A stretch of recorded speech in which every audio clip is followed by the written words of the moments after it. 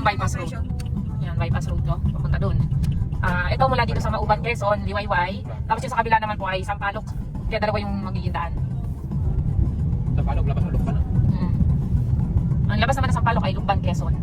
So kung pupunta ka ng town proper, doon ka magagaling. Mas malapit ang daan dito sa Sampaloc.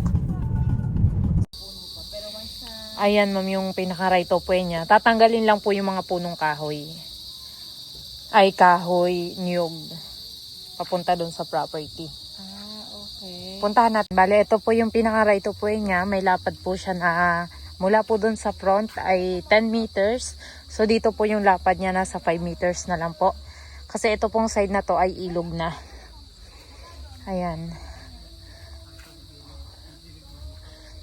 Ayan. Tapos ayan po yung ilog. Napakalinis. Papunta po kami doon mismo sa property. Ito na po yung property mismo. Ayan, mula po dito pa ganun. Tapos ito ma'am yung ilog niya. Pababa. Opo, mataas ma'am yung ilog. Sabi ko po sa inyo, mataas po yung yung property sa ilog. Pero may daan po yan doon ma'am, may mababang part doon.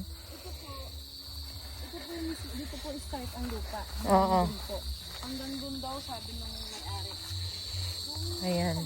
May tanim na ilang puno ng nyog. Ito ay 3,050 square meter. Ayan, location, Barangay Concepcion, Mauban, Quezon po. 2 to 3 minutes, papasok dito mula sa National Road. Ayan, ang ganda siya. Patag na patag, 100% flat.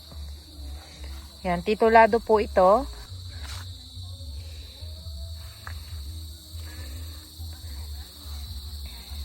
Tabing ilog po ito, good for campsite. Pakita ko po sa inyo yung ilog. Medyo mataas lang yung part. Mataas lang po yung part ng ilog dito.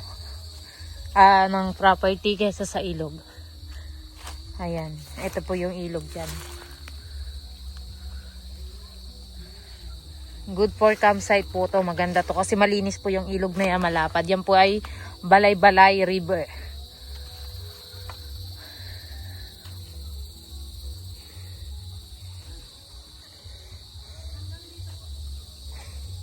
Ito po yung ilog ng 3,050 square meter dito sa Mauban, Quezon. Ayan po, napakalinis. Ayan, kita nyo naman po yan.